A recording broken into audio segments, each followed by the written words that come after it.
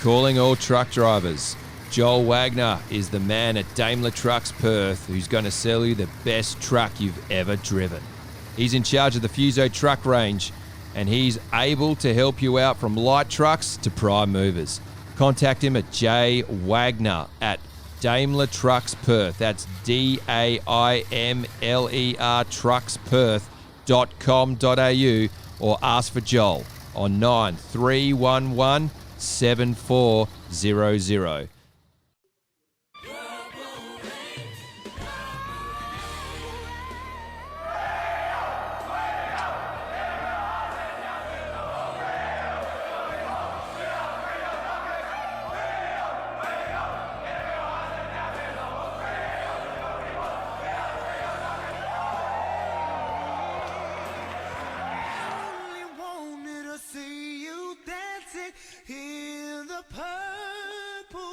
Hello and welcome to episode 1 of the Re-Dockables, a brand new section of our podcast. Oz, how are you going? I'm living the dream every day of my life, my friend.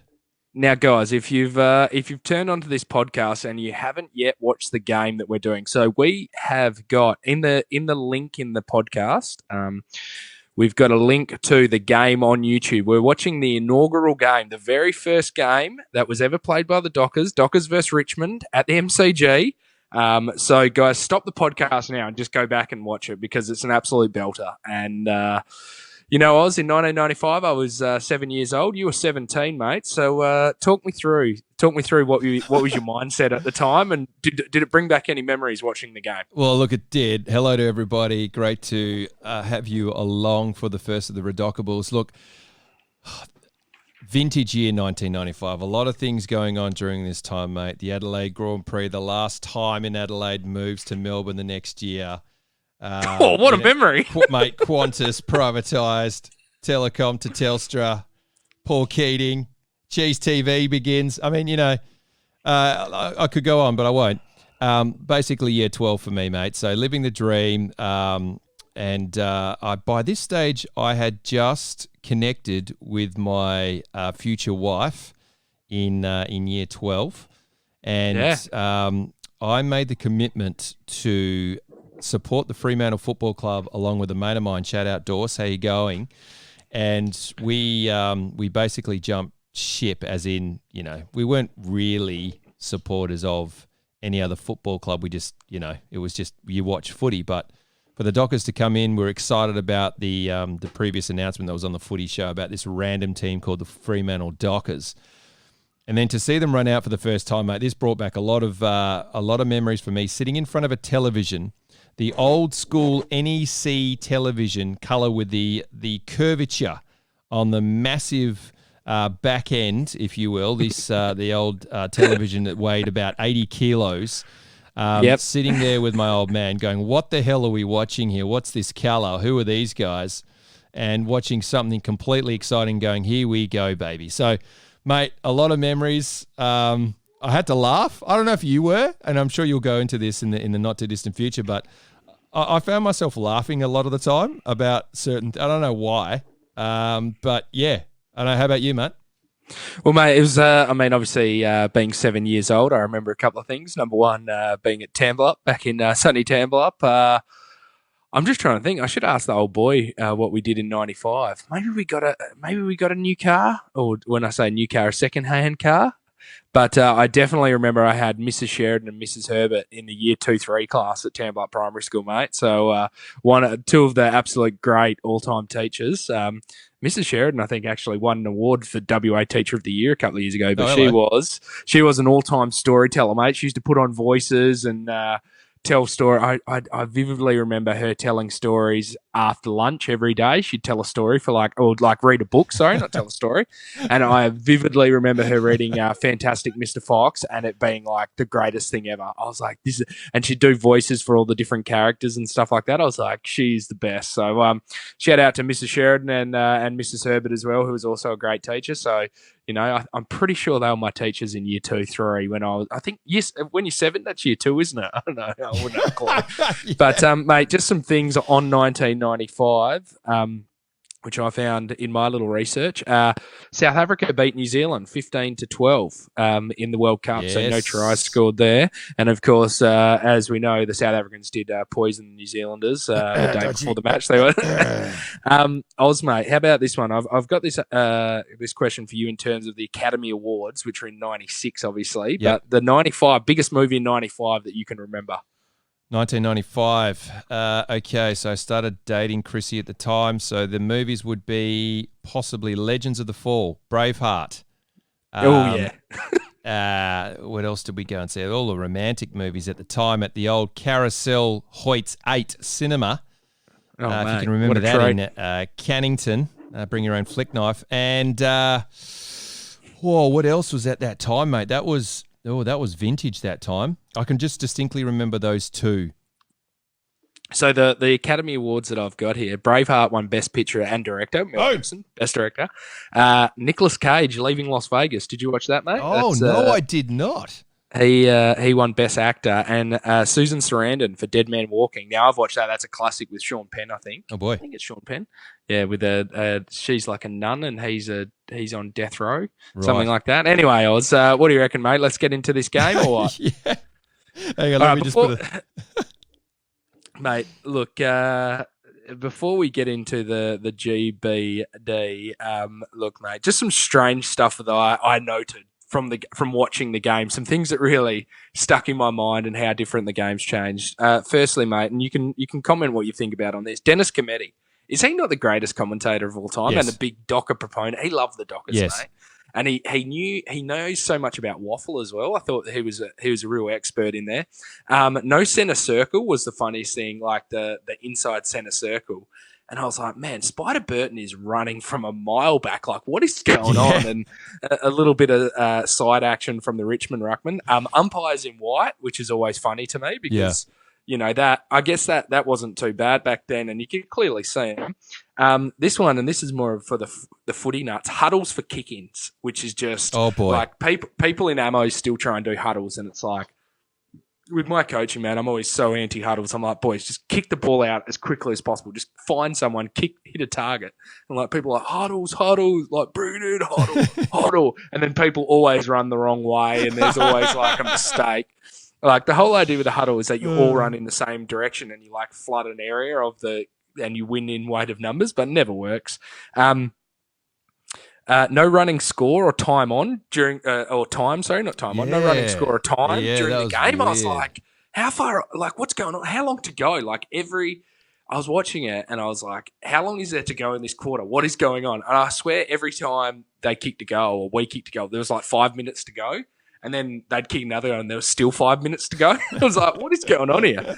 And that's kind of weird because obviously on like, I don't know, in 95, I would assume from what I remember, 95, cricket had the running score on the TV. So why couldn't footy do that? Like why? Yeah. Like who was the guy who was like, you know what we need up there? The score and the time. Yeah. I remember can you remember, and we'll probably do this in the next couple of weeks when we do games from the 90s, but can you remember when it was just like a feint? It was kind of like a watermark in the corner. Yes. Who was the person who was like, you know what, we can't have it too big because people won't be able to see the top left-hand corner. And like, old people be like, what's the score? You're like, I don't know, man. I always thought that the reason why it didn't happen was because they wanted to keep people glued to the screen. And there was this fear of people looking at the score and then turning over and watching other things. Yeah. So, I'm not quite sure. But now, technically, are we in the GBU right now? Not yet, okay, mate. All right. Okay, and how about this one? No bounce recall for umpires. That was weird. Like, the bounce not getting recalled. I'm like, what is going on here? I was like, all right, recall that. I even said it out loud. I was like, all right, recall that bounce. And they're just like, all right, play on. I was like, oh, man, I remember that was a thing. Deliberate out of bounds wasn't a rule. And that used to be, when I used to play down in Albany, I used to always kick it out of bounds. Like, I would just kick it to space. Like, I was a defender, and I'd be like, get it out of here. Someone else can deal with this, but it's hell funny. Turfs on the MCG, and I think... the 3 cricket pitches, weren't they? Oh, mate. And There's like three. we slipped over a number of times. Torpedoes, people kicking big torps, Yeah. which I'm pretty sure the last torp was kicked by like David Wirapunda or Jeff Farmer. The last one for the Dockers was definitely Jeff Farmer, the last torp kicked. Small goalposts and the 3-man bench I thought was very interesting. Anyway, that's always good. Oz, shall we get into the GBD? The good, the bad, and the dockery, mate. Here we All go. right, mate. Now, And that's not too loud for you, by the way, Dockers, mate, is it? no, that's perfect for me. Okay, mate. Fremantle Dockers 12-13-85, lost to the Richmond Tigers 12-18-90 by 5 points in their inaugural game. And we'll talk about inaugural games a little later on. That's a little bit of a teaser for you. But look, mate, it was pretty interesting. They actually put the odds up at halfway through the first quarter. Richmond were playing, it said 13 over 4. And Dockers were, sorry, and Richmond were 1-6, which is about $4.25 versus $1.16. So, you know, they're the odds there. So you can see we're a bit of a rank outsider. Look, mate, for the good, the Dockers, mate, in the green jumpers. Just speak about the green jumpers for a minute or so, mate, because what were your thoughts on that? Look, you know what I think about the green. You brought it back to my attention, and I had to go back. And today at work, I had a conversation with a footy head about the first Dockers game. And the first thing he said to me was, I remember that green jersey. And not a lot of people talk about it. I said, mate, it's all time. And it's not just that, mate. The actual Yakka jacket that was that jacket that you've got? Yeah, so I reckon that's just, I don't know if it's a... Yeah, I think yours is maybe a bit later, but it's very similar to it. And it just got me licking my lips. It was a sensational jersey. Mate, how funny is it? People running out in tracksuit tops. Like that's a classic thing. And that's very 90s as well, because you'd sit on the bench for like a full quarter and you'd actually have to keep warm. So they're like, oh, mate, just keep it going. I think shell suits in general were 90s, mate. Oh, the green jumpers were very exciting. Look, the first quarter, we actually dominated the first 15 minutes, and the last quarter, we dominated the last 15 minutes. It was just those 2 quarters in between that really killed us. But we played really well. Like, the first quarter in particular, I was like, man, we're killing it. Like, Jared Neesham's style was very interesting. So can we just go on there? Because I like to pick your brain here. Because, look, I've got a couple of notes that I took down here on that, but I'd really like your take on this. So the whole Jared Neesham game plan is far ahead of its time. You can see what he's trying to do, but clearly we don't have the skill to be able to execute. But the running in waves, carrying the ball, drawing the man, short kicking, then you see guys like Delaney like bust through with pace and then just hands it over, and then we're cactus. But, that was a funny thing. But I'd like to get your opinion on this type of game style back in the day. Had we have had a better skilled team, how do you think we would have gone? I actually, Oz, you know what? I don't think it was the skill that's the problem. I think it was the sticking and taking the game plan to the nth degree, because the problem was it wasn't the skill, it was actually the execution of the plan. The fact is that teams, and you could see Richmond did it, once they realised that we were undersized, they just bombed it in long. But our problem was that we panicked once we got to our side of centre half, and we would actually bomb it in as well, and we were just getting picked off left, right, and centre. So, I mean, realistically, I think we should have taken it to the next level. Like, we should have just played even smaller in our forward line in particular. And you can see in that first quarter, that chaos, the ball comes in, there's a bit more, there's not as much pressure as there is nowadays, but if we could have put that pressure up, I really think that would have been awesome. But I guess, Neesham, Glenn Mitchell, at a thing I went to with him, he was saying that Alistair Clarkson came over and picked Jared Neesham's brain for 3 weeks back in 2006 or 7 when he first started coaching. He was like, I want to play the way you guys played. And that was from water polo, and he was obviously super successful with Claremont. So, look, man, I really like that. I mean, I love the way the Dockers were playing. It was very attacking. It was very much, bit chaos, run and carry and get it going our way. And, mate, there was a lot of guys who really impressed me. Just big Spider Burton for a start, mate. How agile he was for a big man, for the at the time the world's tallest footy player. Mate, he was awesome, and he was really great. He ended up getting about 20 touches, I think. Yeah, and Um, his pace as well, mate. Unbelievable. Yeah, and just willing to take the game on. So I thought he was really great. Ben Allen, man, super underrated, I reckon. He was he got so much of it, and he actually looked like a seasoned pro, where the rest of the guys, they were a little bit, they were a bit, I would say they were a bit West Australian, you know what I mean? They were skinny, they were a bit skinnier, they were a bit quicker, whereas Ben Allen was a bit slower and a bit stronger. And you could see that compared to Ben Allen looked like a Richmond player. And the Dockers players look completely different because they were a bit skinnier and yeah, exactly. Mate, I thought Kickett was awesome and big in the last quarter as well. And he just stopped on a dime, and he was like, Kickett's skill was his cool head, because he's just like, yeah, I can just win this ball, or I can get around this guy. But he's like James Harden, mate. His deceleration was more important than his acceleration, you know what I mean? Like, he could stop and dudes would just run past him, and it's like, oh man, he actually reminded me of watching Tambler play back in the 90s, mate. He was very exciting, Kickett. And even like Ridley, I thought he was good up forward. Winston Abraham looked super quick. But the note I put down with the quickness was, if you look at these guys, Delaney, Waters, Leach, Murillo, Bell, Durkay and Chisholm, mate, we were quick. We were a quick team. Yeah. I thought Norrish wasn't too bad. He was pretty quick as well. But, we were a super quick team. We just really undermanned in terms of size. Like Peter Mann playing on Richo and Stephen O'Reilly. Even Stephen O'Reilly was, running, taking the game on, mate. I've never seen a fullback take so many bounces as Stephen O'Reilly. He literally took, 8 bounces in the game. It was unbelievable. But... mate, anyone who really tickled you and got you up and about? I'm going to go both here, mate, because I just randomly jotted down notes as I was watching this. I'm going to start with, look, at the beginning, O'Reilly was given a bath by Gale, but he worked his way back into the game and then started to find more confidence. Again, I've got Bell, Burton, Allen and Waters look very good early. And then I agree with you with Kickett being absolutely sensational. Just his evasiveness and his lateral movement. And even when we saw him at the 25 and 25 or whatever it was, he still looked like he could play. He looked very good. Abraham was he would attack it with one hand. You're like, why aren't you going at the ball with two hands? But he would just pluck it. He just had that uncanny skill to be able to do that. Here's one I've got for you, mate. Burrows looked very good.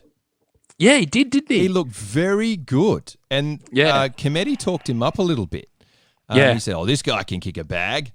Mate, and he looked like he'd kick it a mile as well. He was just inaccurate, but he looked the goods, mate. I think he had 4 shots on goal. Yeah. Something like that. But he looked solid, Burrows. He gave us a real spark. Him and Ridley in the first quarter played really well across the half forward flank. And really, because half forward's a hard position to play. And I think we led up to the ball we presented because we're up and about. But then as soon as they got on top, the forwards are back behind, and people panicking, bombing in, so we kind of died off a bit there. But I thought those guys were really good. Now, and Peter Bell kicked a couple of goals in the first quarter. Peter Bell got 2 goal term, which is great, and I'll ask you about him later. But going to a guy by the name of Phil Gilbert. Now, Duck, can you remind our listeners how Phil Gilbert fits into the Fremantle puzzle? Mate, I think Phil Gilbert was he was a part of the Jeff Farmer swap or something like that, wasn't he? Is that correct? I believe that you are very close to the money there. So if you look at who we picked up in order to grab players, so Gilbert ended up playing, so where is he here? Gilbert played, 14 games in the end for Freo? Something like that probably. And looking at him, I'm like, he does look like a footballer, but I don't know. There was a big gamble there. Big gamble. Gamble on Big Phil. You kind of get it. He played 14 games. Yeah, you kind of get it, man, that, they wanted to get some older players and they wanted to bring WA guys home or whatever. They wanted to bring guys back into Western Australia and they wanted that experience. But I guess they're just you can see, and, as you'll be able to see in segment 2 when I talk about the other teams and how much they got belted, we actually still had 10 rookies and a lot of young guys, but we just couldn't quite get the job done and like the guys who actually let us down a bit were the guys who were a little bit more experienced. Like actually Scotty Waters, mate, hardly touched it in the first half. Like he had a really good second half. Like he killed it in the second half. I think he ended up with like 18 possessions in the second half. And I think, I don't know if this is right, but yeah, I think he got benched, mate, which was like back then is like bloody, like that's tough summer. Yeah. But, there was a couple of guys who just didn't quite get up to it, and I mean, unfortunately, that's what kills you. Well, just an interesting thing, mate, on that is that Jamie Murillo went to the bench. He looked really sprightly. He looked up and about early. Had the flowing locks. Very Dockery. Looked like a proper Dockery. Dockery Docker type player. But then he hits the bench, and it's like sliding doors moment here, mate. Because this is my big statement from this game, which is we were so close to a victory, and had we have won this game, does the culture or does the way in which Fremantle move forward from that time, does it actually change potentially the trajectory of the club? Starting off on a winning note, taken more seriously. I'm interested in your opinion because I just thought there were so many things that didn't go necessarily our way during the game that we still could have won the game. And we're playing great footy. And I just thought, I'm wondering if we win that game, if the fortunes change, or is that just sort of pie in the sky? Yeah, well, mate, if you look at how we went for the first 5 games, right, first 6 games of the Dockers history. Okay, so we lose by 5 points against Richmond. Yep. We lose by 9 points against Essendon. We beat Fitzroy by 43 points. We beat Geelong, who end up being in the grand final, by 19 points. We lose to Footscray by 2 points, and we beat Sydney by 58 points. So, like a couple of kicks here and there, and a couple of, you kick goals rather than points. And in these games, like we kicked 4 goals, 12, and 11 goals, 16.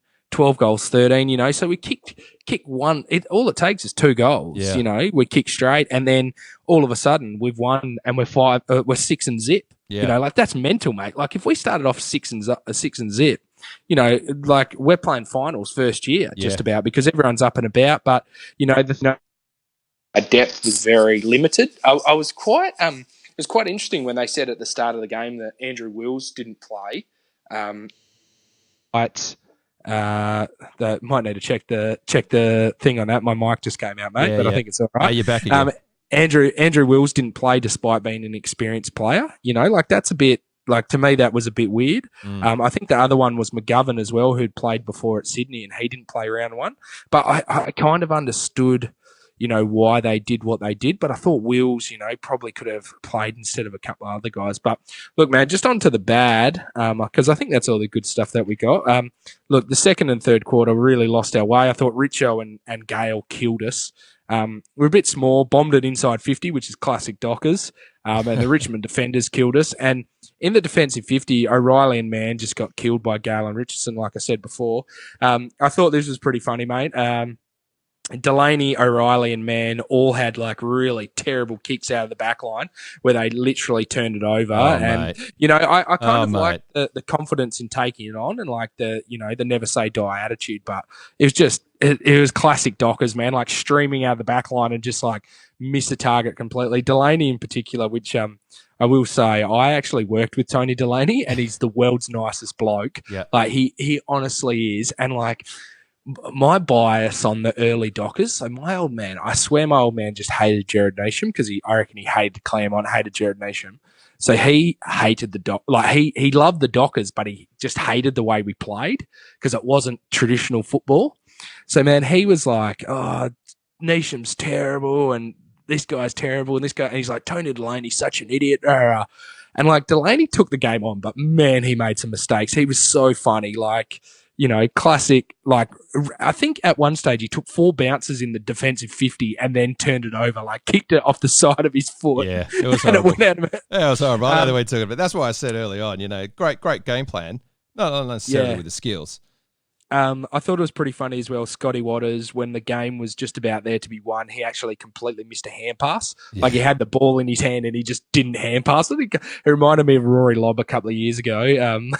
Burrows, I thought he played well, but he missed some easy chances. And Crummell and Muir in the end. I mean, Crummell had 4 touches, and Muir had 1 touch. They were quite interesting. He was number 3, wasn't he?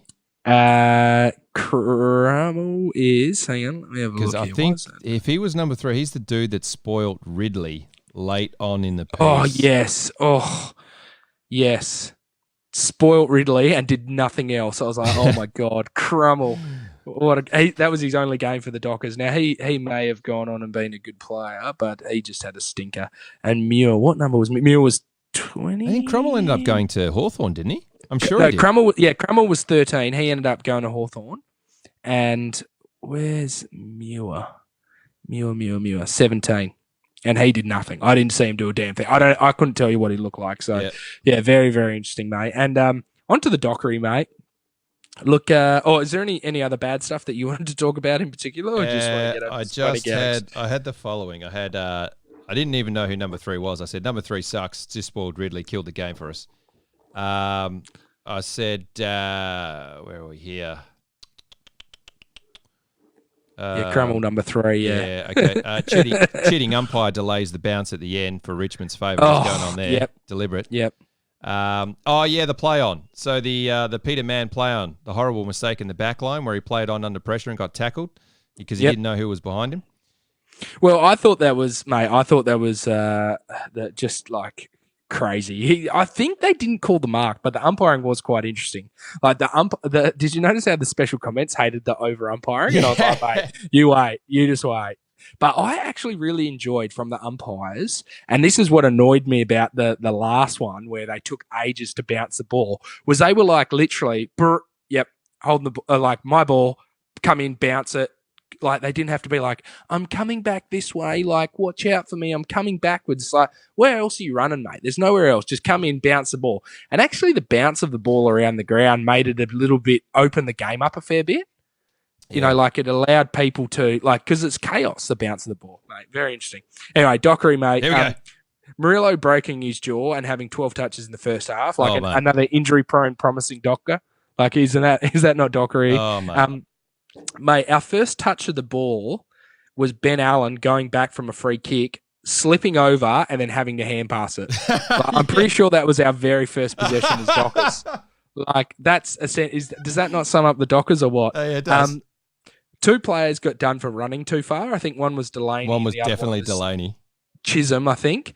And like after that, they kept taking a bounce after like 4 steps. So we took so many bounces, man. I've never seen a team take so many bounces. I love Scotty Chisholm, mate. Come on now. Like there are certain players you look back and go, oh, did I have rose-colored glasses? Was he that good? Oh, yeah, baby. He was Chisholm good. Was sick, man. He actually played on Richardson for a fair while. I mean, Richo, mate.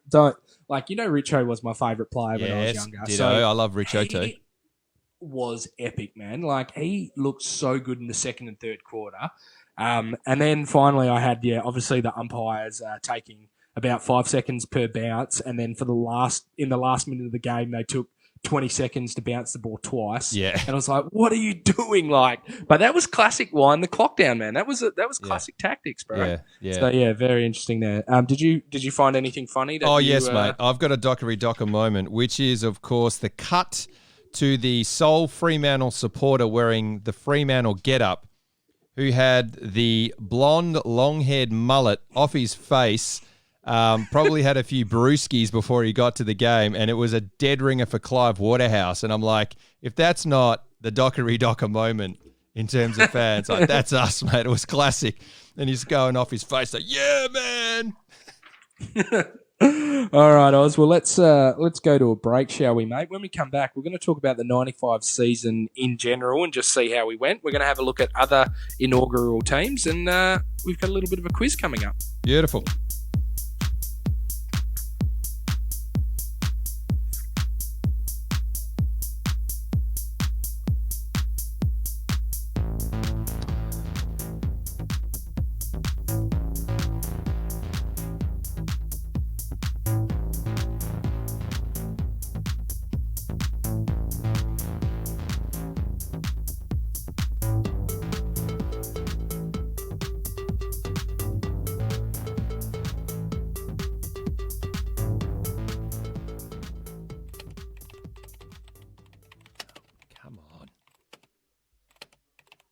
Ah, come on, Duck. Have you ever had problems with computers, mate? Look, Every day of my life, mate, is a problem with the computer. well, you know what, mate?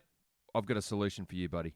Just Make It Work will take care of all your IT problems and help you use technology to reach more people, make more money, and waste less time. You can relax knowing you're in the hands of real Dockers supporters.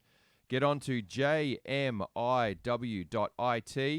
call or email and mention the Purple Rain for 20% off your first project with Just Make It Work, Duck. I suggest you get around it. Welcome back to episode 1 of the Re-Dockable podcast. The Purple Rain, of course, offshoot. Now we've got 3 offshoots, mate. Re-Dockable, which will be, it's going to be on the Purple Rain feed. But guys, just letting you know, we're just rewatching games each week. We'll send you a link on YouTube on our social media. We'll let you know what we're watching, and we'll get around it. So, look, I would suggest if you haven't watched the Dockers game, you got to watch it. You can't not watch it this weekend or at the moment, whenever you're listening, and just stop the pod and go and watch the 95 game. It'll bring back memories, mate. I think the funniest thing was, I don't know about you, but I was actually cheering and on the edge of my seat in the last 2 minutes of the game. I was like, come on, umpire. Like, I'm yelling at the umpire. I'm like, come on, boys. I know we lost. Like, I know we lose, but I'm still cheering like it's going to just change all of a sudden. It concerns me that we're going to be like this, as in I will, should we record the GF, because I know how I'm going to be. So, but I love it. Well, mate, I've got. You would have seen the schedule that I've sent you. So I've got a game, just to let you guys know, I've got a game from every year up until 2015, except for 98, 2002, and 2012. I found them all on YouTube, all games. There's no finals, but that's the only thing. I really want to do the finals that we won in particular. It'll be pretty interesting to see the games that we're going to watch. So just stick around, guys, and you'll be able to listen to see what's going on. Hey, Oz, let's just quickly look at the 95 season in summary. We looked at it before, but essentially, guys, we went 8-14, which is pretty awesome for an inaugural side. The wins we had were against Fitzroy, Geelong, Sydney, Brisbane Bears. Yeah, classic the Bears. name. St Kilda, Fitzroy twice, Footscray, and Sydney again. So we beat Sydney twice. We beat Fitzroy twice. We end up going on a little bit of from round 11 to round 17. We lost, we lost one game by 7 points. We actually lost. I was counting it before. We lost the first game against Richmond by 5 points. We lost the second game by 9 points. Yep. We lose in round 5 by 2 points. Yep. Then we lost in round 16 by 7 points against Richmond again. So, a couple of results go our way. If 2 of those went our way, two of the 4, you're looking at winning. You're going 10-12, which was really respectable. Yeah, considering how we went. In terms of the Doig, mate, we've got obviously Peter Mann won the Doig with 97 votes. Dale Kickett came second with 73. Ben Allen 64 votes. Scotty Chisholm, 61, came fourth. Stephen O'Reilly, fifth with 54. Matthew Burton, 39 votes, came sixth. Scotty Waters, seventh with 33. Craig Callahan didn't feature in this game, mate, but he was a rookie. He came eighth. Jason Norris, ninth. And Quinton Leach, I rated Leach. He was hell good. He came 10th. I'm really surprised that Ridley didn't go on. He obviously started really well. And I had him down as being surely he could just line up right now for our forward line. Just slot in there and kick some goals for us. Leeds wants to kick goals. Yeah. Leeds is the ball carrier. It's like, this guy would be our best forward. Mate, how was the votes, the Brownlow votes? Did you see what the Brownlow votes were? No. Okay, mate. So who do you think got best on ground? Got the 3 votes from the umpire. Matthew Richardson. No. Oh. Gale did. got, despite not playing the last quarter because he got a corky. Right.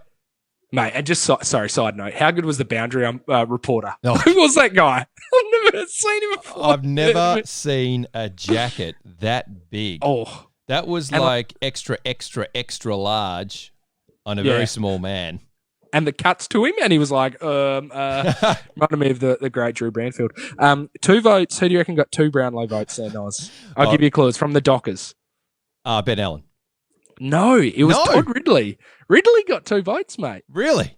Yeah. Yeah. So, Okay. Well, I mean, look, he played Allen- well, but geez. Okay, Yeah, and I think this was, okay. The one vote has to go Richo then, surely. no, it wasn't Richo. It was Wigney, the backman, who took a couple of marks. Yeah. He was solid, man. I really rated him. The long-haired, Good hair. the black.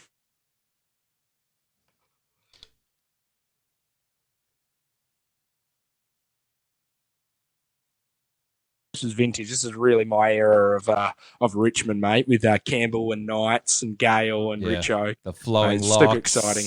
I think there Mate, might be a question for us on the locks. Oh, nice. Yeah. Just in terms of the leading goal kicker for Dockers that year was Peter Mann with 33. Beacon Award. Who do you think won the Beacon Award, Oz? The Beacon Award. Best young player. I'll give you a clue. He did pretty well in the Doig. Okay. Scotty One Chisholm. of your favourites. Chisholm. Scotty Chisholm, Prince of Pockets. Yes. 2 Rising Star nominees. Sean McManus, round 10 versus St Kilda, and Craig Callaghan, round 16 versus Richmond. So looking forward to watching some games with Shawnee Mack and Craig Callaghan. I love Shawnee Mack, mate. So there's not going to be the magnifying glass set right on him for when we watch games with him in a mate. Don't you worry. And all those people out there that loved him, don't worry. I'll be keeping a close eye on him. See what he does. Constructive criticism. Oh, mate, very interesting. But mate, so we ended up playing that season. We had 41 guys play for the Dockers. Last guy to debut for the Dockers, Daniel Bandy, in round 19. Jay Burton played a game, Spider Burton's brother. So he played a game in round 16. I did not know that. Okay.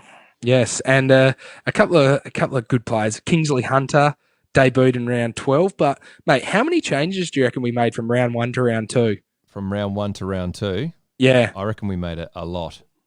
So we had in round 2, these guys debuted Travis Edmonds. Yep. Anthony Jones. Yep. Greg Madigan. Yep. Madigan. Andrew McGovern. Yep. Peter Miller. Yep. Lee Waddell Johnson. Yep. Andrew Wills. That's it. Get out of it. Sorry, mate. My cat's trying to bite me. Man, I tell you, that is back in the day. Cat. Yeah.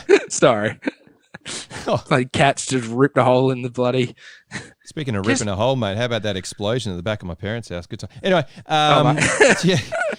look, to have that many changes in round 2 doesn't strike me as being necessarily the most stable of situations. Yeah. And we only lost by 9 points in round 2 against Essendon, who were a good side at the time. I mean, I understand obviously broken jaw or a side and whatnot. Well, there was one force change, but I thought we were so close. Like, I didn't think we need that many changes. But anyway, when did Clinton Wolfe make his appearance?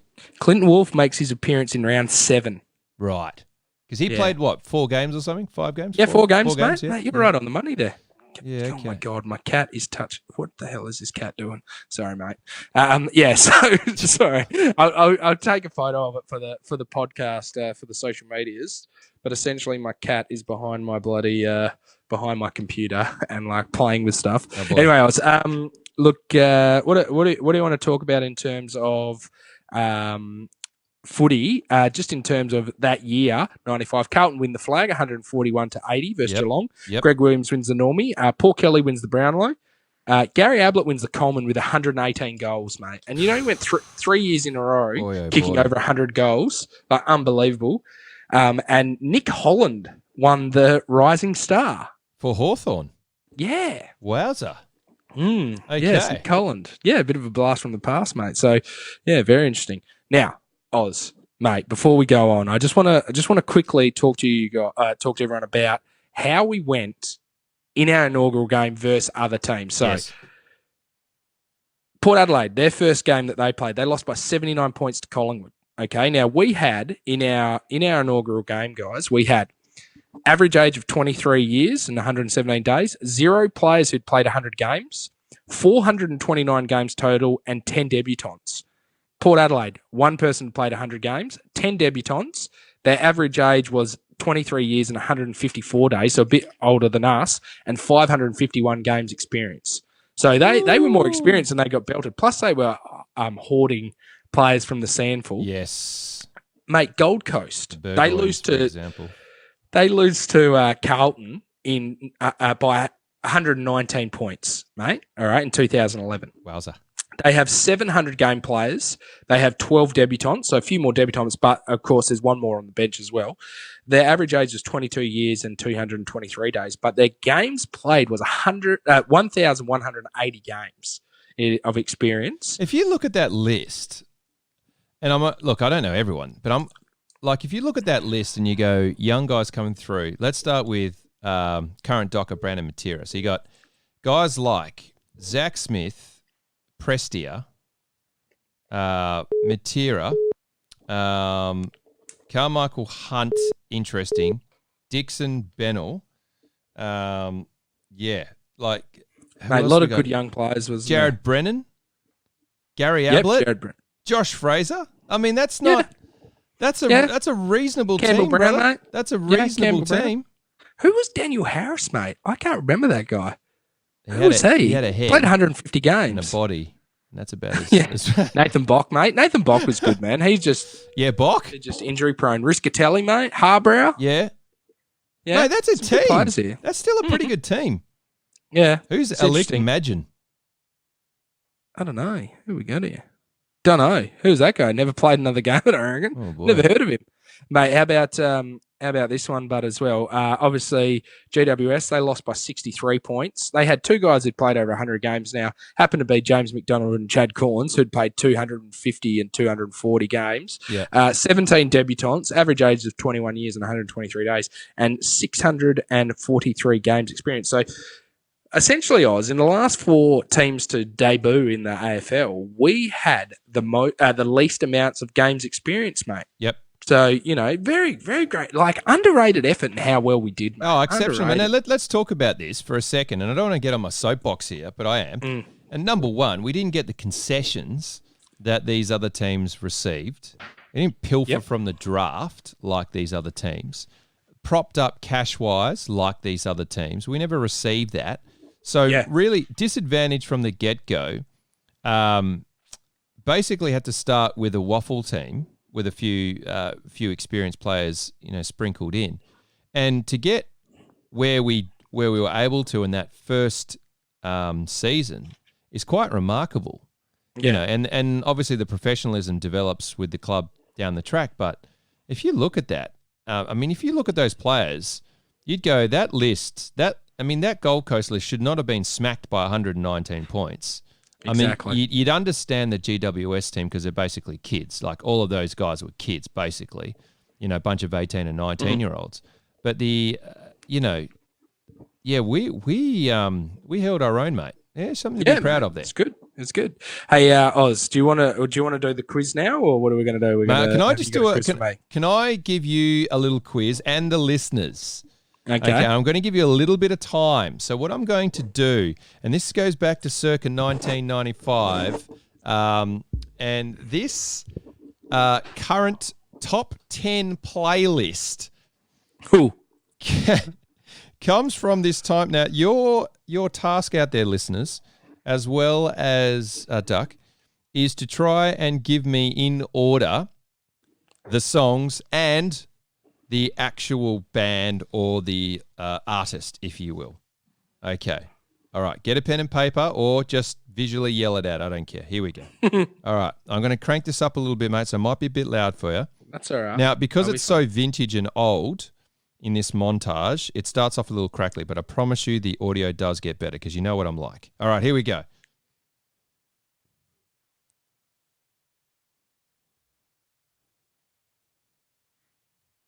All right. Now, why is that not working? I can't hear anything, mate. Right, you know why that's not working? Because my missile called me and threw me off. All right, here we go. Try this. Number 10.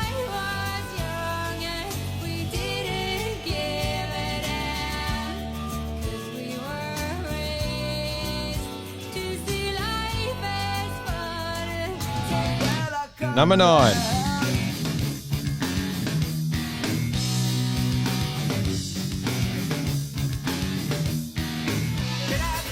Number 8.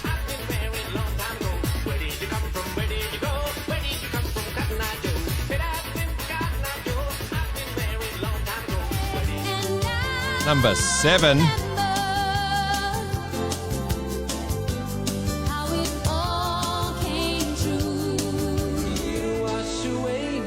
Number 6 with a bullet.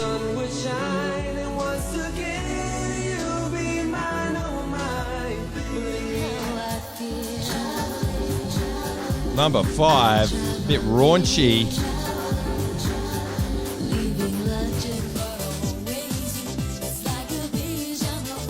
Number 4.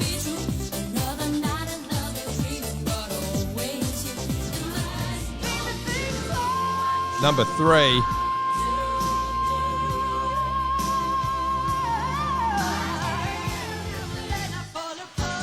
Number 2.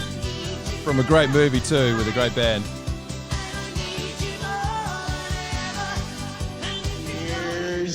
And number 1.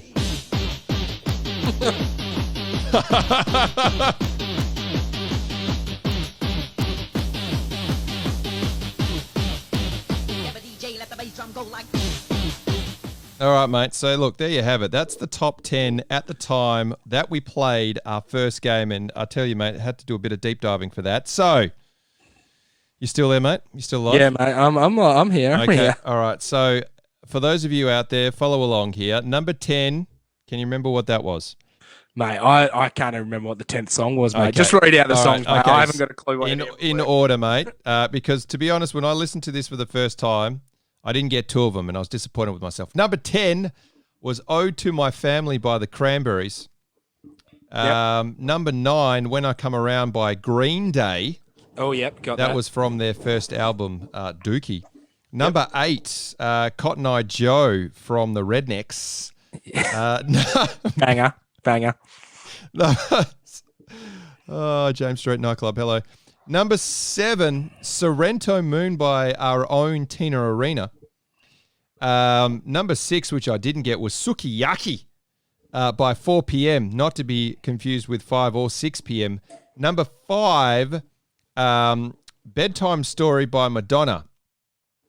Number 4, "Another Night" by Real McCoy. They had a couple of banging hits in the mid to the late 90s.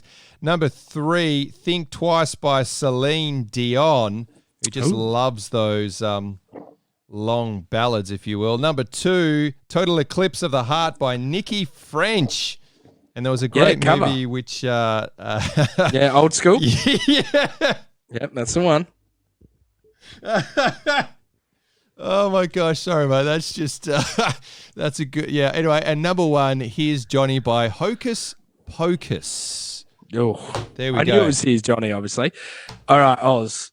Do we want to do the quiz, the inaugural team quiz? Hell mate? yes, we want to do the inaugural team quiz. Okay, guys. Mate. So we're gonna ask the questions now. Then we'll go to the break and we'll give you the answers. So we'll give you time, and me and Oz will do one at a time, one question at a time, and you'll be able to pause it and think about it and see how it goes. So, question number one, I'll do the odds and you do the evens, Oz. You do the ones that are bolded for you. Okay, so this is all to do with the inaugural team, guys. All right. So, who was the oldest Docker in the inaugural team? That's question number 1. Who was the oldest Docker in the inaugural team? All right, question 2. Who was the youngest Docker in the team? The youngest Docker in the team. Oh, that's a good question. Yeah. Question number 3. Who played the most games for the Dockers from the inaugural team? Who played the most games for the Dockers from the inaugural team? Good one, that one. Question 4, who played the least games for the Dockers from the inaugural team? Interesting. Who played the least amount of games? That's a good one. All right. Question 5, name the only player apart from Ben Allen that had played 50-plus AFL games in the inaugural team. So who is the only player that had already played 50 games of AFL in that inaugural team? Question 6. How many Dockers captains played in the game? And a bonus point to name them all. So how many Dockers captains played in the game? This one also has a bonus point. How many Doig medalists played in the game? Bonus point if you can name them all the Doig medalists that ended up playing in that game. And to clarify, not just in that season, ongoing. Not just in that season, obviously. Obviously. Same with the captains. Yep. Same with the captains. So future. Future. Hmm. in one. We've got multiple in this season.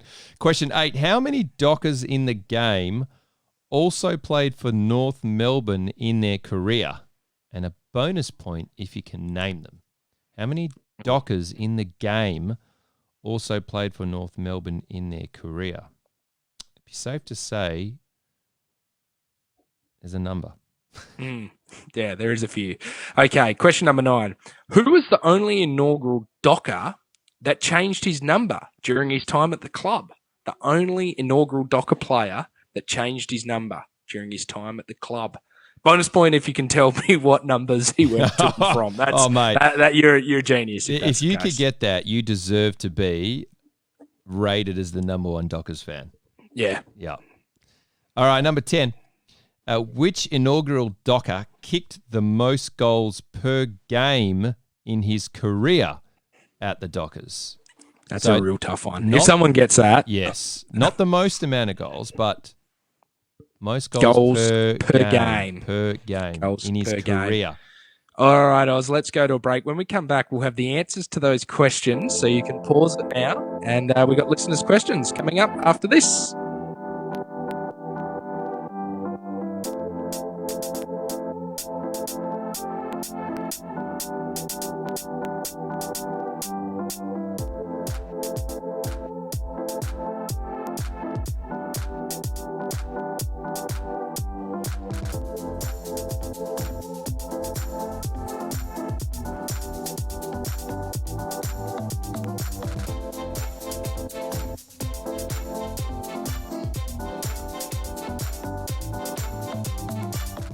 Welcome back to episode 1 of the Re-Dockables. We're going back through the inaugural game of the Dockers versus Richmond. Oz, how you going, mate? Mate, a couple of bangers there, mate. Inspired Mate, by the MRI I had yesterday, mate. When you hear those bad boys, you'd make some techno music in your head. Mate, I had an MRI about 3 weeks ago, mate, and it's the calmest I've been in the last month. I know you had your wrist, so you probably had to get into the machine. Mate, I went head first, baby. Mate, I had my ankles, so I was my ankle was fine, and I just chilled out and listened to the the loud grinding sound. Mate, let's get on to these answers of the quiz. Do you want me to just run through them all? Yeah, mate. Okay, so answer number 1, our oldest player was Dale Kickett at 26 years and 332 days. 2, Peter Bell was the youngest at 19 years and 31 days. Peter Bell went on to play the most games for the Dockers despite skipping teams going over to North Melbourne. Played 163 games. Brendan Crummell, who we mentioned in the bad, played 1 game for the Dockers. That's it. Scotty Waters had also played 50 games. He'd had played 83 games at the time. There was 3 captains playing then: Peter Mann, and then Peter Bell, obviously. 4 Doig medalists: Peter Mann, Jason Norrish, Dale Kickett, and Peter Bell, all won Doig medals for the Dockers. There were 6 Dockers that had also played for North Melbourne in their career: Peter Bell, Winston Abraham, Gary Durkay, Spider Burton, Chris Groom, and Peter Mann all played for for North Melbourne, which is quite weird.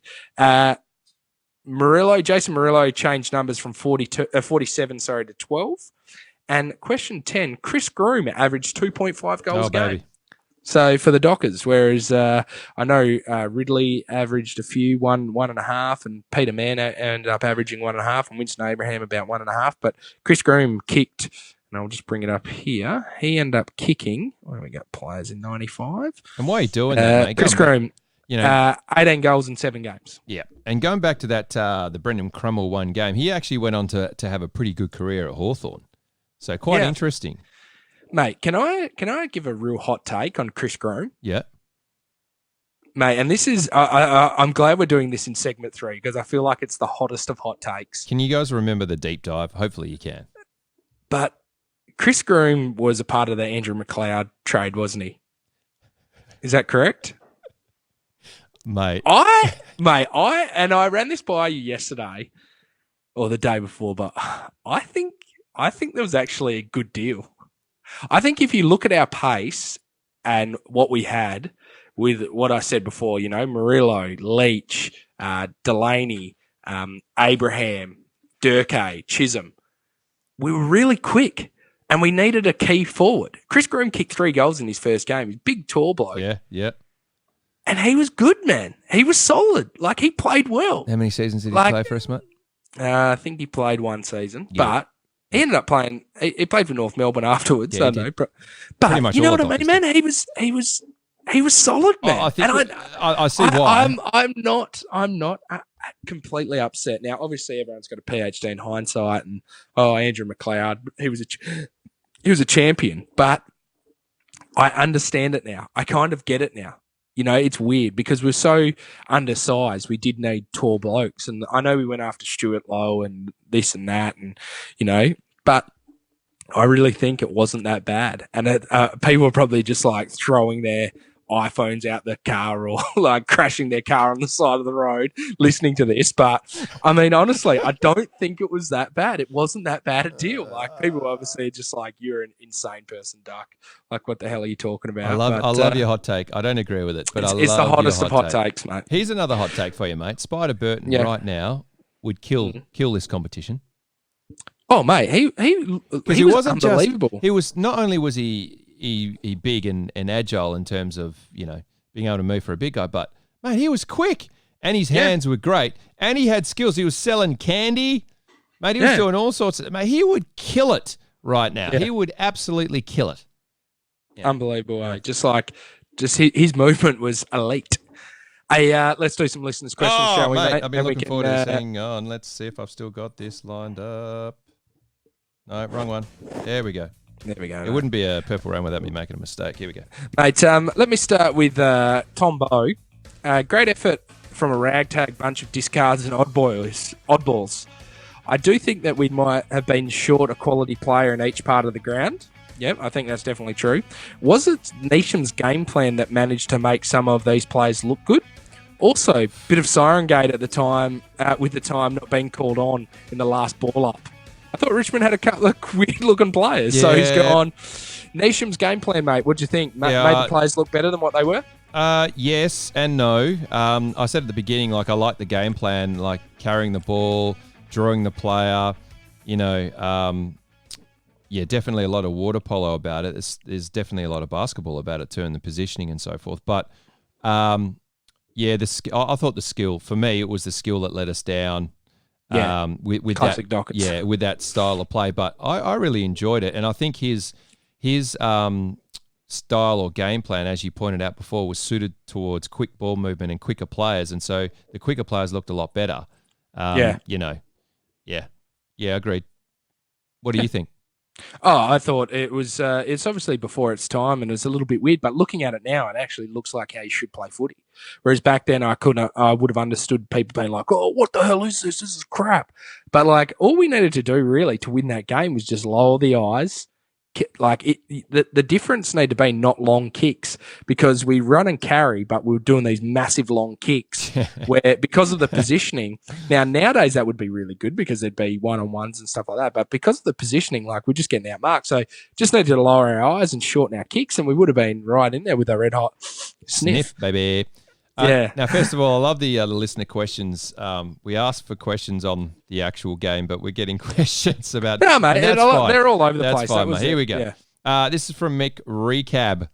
Stephen Hill, is he cooked? I think yes, and has been for the last couple of years. Duck, thoughts? Could be a blessing in disguise, this little break for Stephen Hill. Could be the thing that prolongs his career. I think otherwise it may have been a little bit of trouble. But look, let's just hope he can get back. They obviously rate him really highly down the club. They said how good his preseason was, best preseason just about, and then he's hurt his quad in the second quarter, was it, of the preseason game against look, he's got the time off. Hopefully he's just chilling. He's skinny down. He just needs to get thinner, mate. That's the thing. He's carrying too much weight in terms of muscle. Like, he's a fit dude, but he just needs to slim down. Like, his frame can't handle the size of him, and he just got too big, and you know, he just needs to obviously thin down, and his legs will be able to carry him. Mate, you think Stephen Hill, do you think he's done? Mate, I think for a Docker season, I agree with you that he comes back, plays really well. And for those of us who are wondering, it brings back into frame these players that needed longer stints on the sideline to get back from injury. Your Wilsons of the world, Pierce, who was scheduled to come back anyway. Mundy comes back into the frame. Who knows what's going on with Hogan, but imagine that we come out of this, and if there is a season that goes ahead or however long, can you imagine us winning a premiership? It would be the most docker of premierships, and I like it. Yeah, and I love the Eagles fans being like, "You didn't even win it properly, not even properly. I don't care. Like, we still got 4 flags." Absolute flogs, mate. That's a good one because you pretty much answered Robert Palladino's question with so many players should be available for our next game. Who makes the team? So do you think Wilson obviously comes back in? Yes. Hamling and Pearce are back in, hopefully. Yes. I think Hamling's probably a little bit off it still because he was 12 weeks. He's 12 weeks, yeah. Hogan potentially, and see how Mundy. it goes from there. Mundy, definitely. Stephen Hill maybe. So getting a lot of experience and some good players back there and a lot of leadership. So definitely a massive coup for us considering we had bad injuries. Aish might play, mate. All these players are ready to go. It's just a matter of making sure the players that are currently are keeping fit. But it looks like they're doing a fair bit of exercise and things like that on the social media, so it should be good, mate. I like Willow's banana. That was pretty decent. And shout out to Rikiki over there down at Dockerland for putting up those videos and stuff. Like, keep us going, mate. We need some stuff. We need some content. Yeah. Keep it coming. This one's for you, mate. Ben Robinson, what is your all-time favourite goal and moment, and how did you guys get into podcasting? What was the main reason? Well, man, you can talk about podcasting as well, Oz, but and your favourite goal. I'd say my favourite goal. I think Wiz kicked a torp once from about 55 metres out after the siren, at quarter time. I remember that, just loving that. But I think Pavlich's soccer off the ground or Stephen Hill's goal in the qualifying final, probably my favourites. What about yourself? Hands down, Stephen Hill qualifying final in Geelong when we got shafted by the AFL and we still managed to win that game. Suck on that. Now, second part of the question, getting into podcasting, mate. Yeah. How do we get into it? Well, you had a podcast. I had a podcast called The Murph and Oz Show, and we would talk about pretty much everything, and found that was probably too much to talk about, but we would talk about anything from UFC to, our niche was basketball and talking about that, NBA, NBL.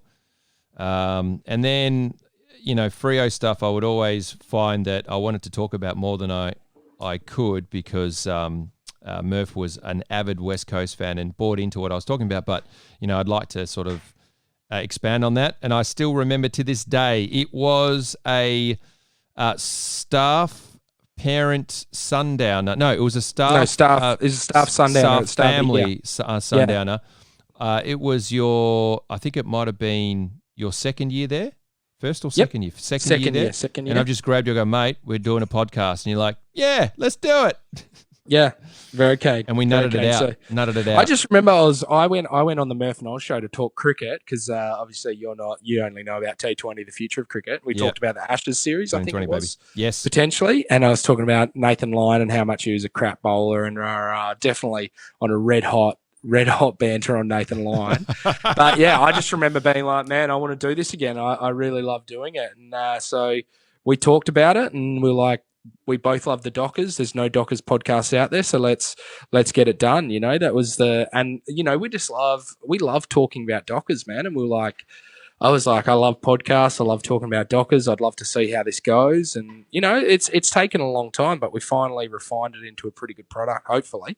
Yeah, man, I'm just sitting in front of my bed at the moment with 2 computer screens and a notebook just with all my notes. So, it takes a long time. And I know, Benny, you were at Talking Dockers, or Talking Fremantle or whatever the pod's called. So, it's all about putting in the preparation and making sure you have someone like Oz in your team because, mate, without you, Oz, this thing wouldn't have gone ahead because your production skills and your sound engineering, mate, is through the roof. And we've managed to do this over the phone.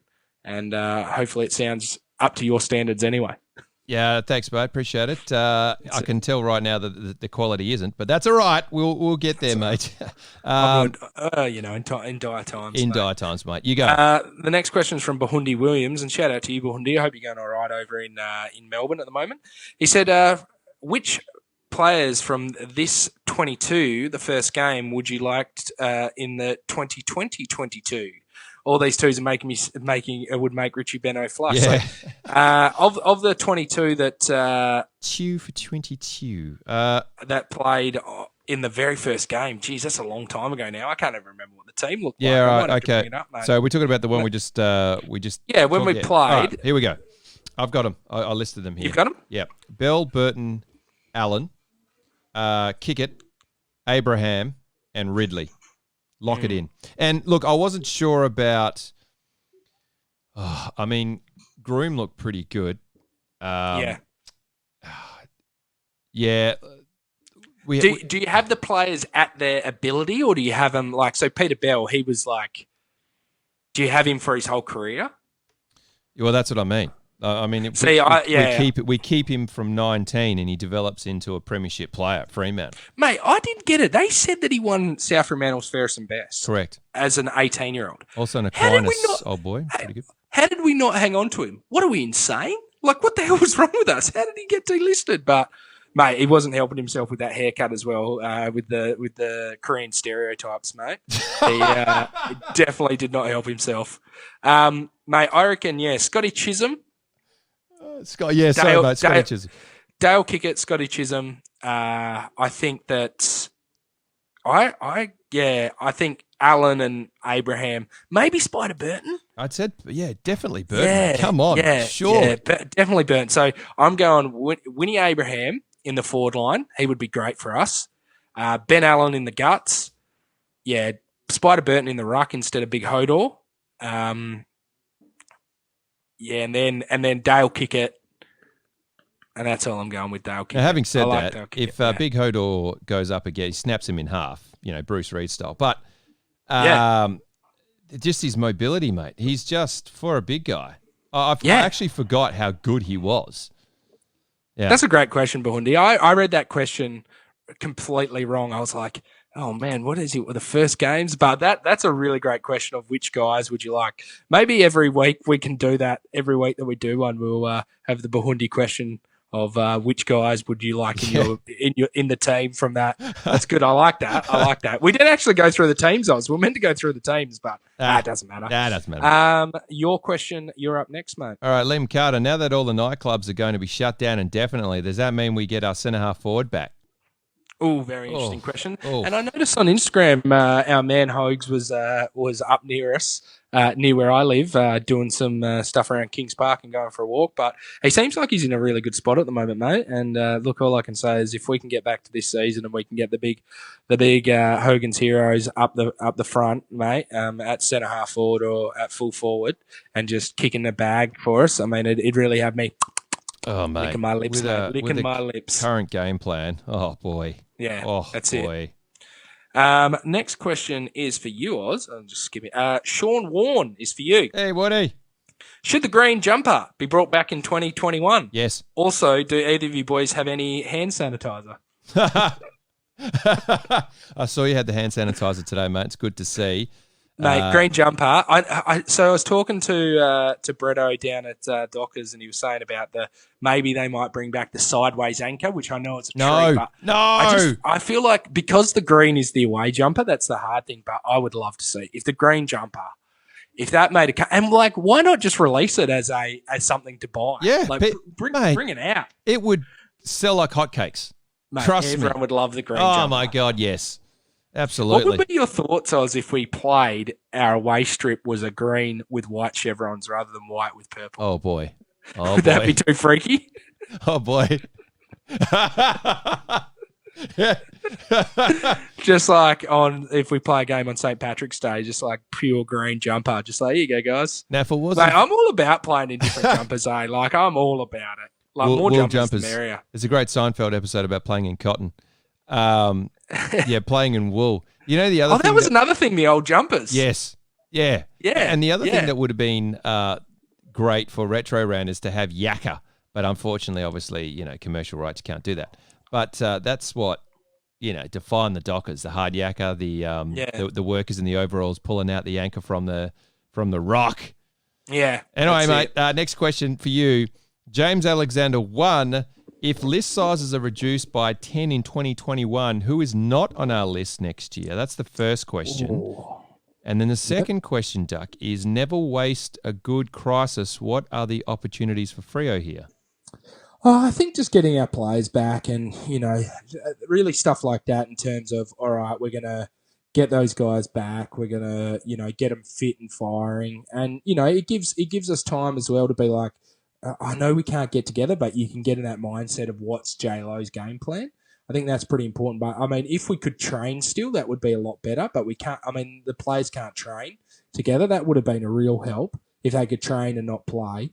But in terms of guys who are on the chopping block, mate, if we got to reduce it by 10, unfortunately, it looks mainly like young guys, doesn't it? But there's guys like, guys who haven't played a game yet, Tom North, Hugh Dix, I think, potentially. Just looking through the team here, guys like even Gyro, who's got his knee injury. I know he's on he's on a long contract. Looking at how Schultz played in that first game, and then you're looking at guys like O'Reilly, Pina, Thomas, like all the Category B guys. But I don't know, it's interesting, isn't it? It seems like what the AFL are going to do, considering that every club is going into massive financial ruin. But what organisation can survive if they don't do the thing they do? It's like if Coles just shut all their, if they got rid of all the stock off their supermarket, they were just an empty supermarket.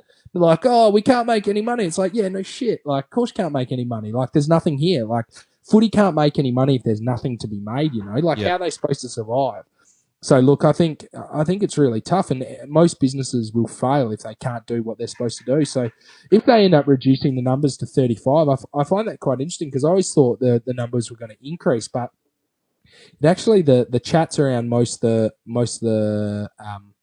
the AFL clubs and most of the CEOs as well is they want to reduce their numbers. They don't want more, they want less. So that's correct. If we went down to 35, I think that would be really interesting. And I would love to see as well, as I know this is a side note, I'd love to see the draft age, and this is one of Frankie, my old man's great ideas. He's like, the draft age should be 21 or they've played 50 league games of their state competition. So like 50 games of waffle or 50 league games of sandful, so then blokes can have, a trade underneath them. Apprenticeship. They can get apprenticeship. They can go to university. Yeah.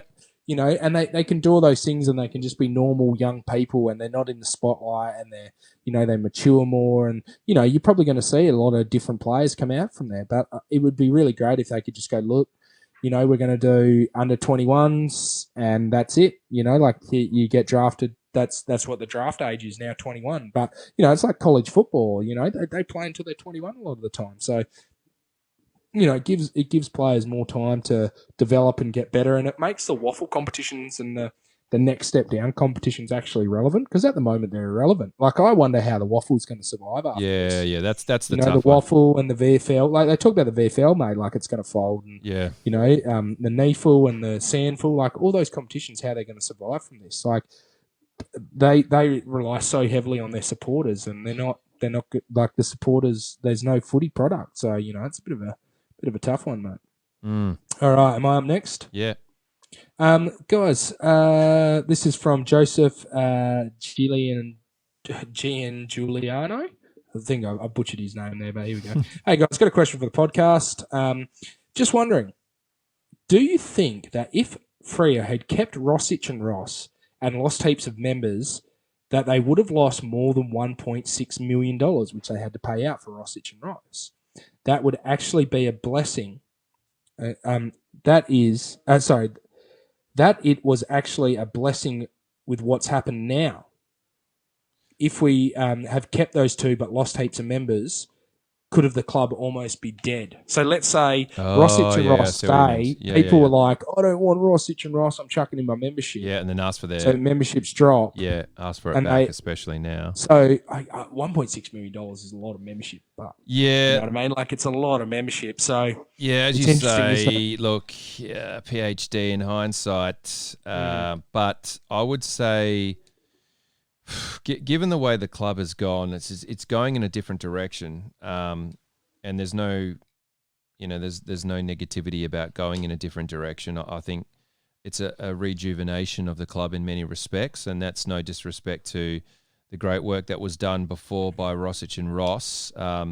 They brought professionalism, to the club in what they were able to do, both off field with sponsorship and corporate sponsors, etc., as well as how we played, how we saw playing football and the expectations of players, etc. And it was always threatening to go in this direction. In when I say threatening, as in we were always going to end up being professional, but it took someone as tough as nails to get it happening, and that was that was Ross. So very fortunate to have both of those guys. But obviously we've gone in a different direction. I think it has rejuvenated the club. There's a lot of buoyancy with supporters in their outlook. Obviously this is a really sucky time right now, but there's not one business out there that can't say that essentially for what's going on right now there's uncertainty. So or there is an uncertainty. So yeah, look, I think moving forward we'll be better off just because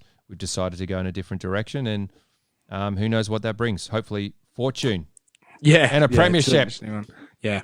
Last question for you, mate. Simon JC, this is a great question, by the way. Which Tiger King has better hair, Richo or Joe Exotic? And then secondly, was the extent of strength and conditioning in the 90s bicep curls? A lot of big guns out there. Oh, mate, the bicep curls definitely was the only thing that the old, what do they call them? Beach weights. Doing them for the beach. Mate, have you watched Tiger King? I've seen I've seen not all of it yet, but Richo salad. I mean, that is elite. I really like Matthew Knight's style with the spikes. He looked like Guile from Street Fighter. But look, Joe Exotic, mate, he's got the salad, mate. The all-time hair. That blonde mullet with how he's like, I should keep my hat on because he looks so grim. But yeah, man, very, very interesting stuff there. Hey, Oz, that's it for today, mate. It's been really exciting. It's been kind of crap not doing it with you in the same studio, and me being in my studio in Subiaco, aka my bedroom, and you being in the main thing. Now, mate, before we go, just guys, the next week's game is going to be round 22 versus Fitzroy. Fitzroy's last ever game. We've got footage of that. Oh, what a song to bring us in. It's the way to go out. Mate, maybe that should be the intro song just about. That's so good. So we'll post the YouTube on that on social media during this week. So you've got all week to listen to it, guys, and we'll record again maybe on a Tuesday. We'll see how it goes. So you guys, you can listen to this whenever, I guess. So yeah, thanks guys for listening, and Oz, thank you for organising all this stuff. We've had heaps of technical difficulties, but we got it sorted in the end. Thanks, mate. Appreciate it. All right. See you later.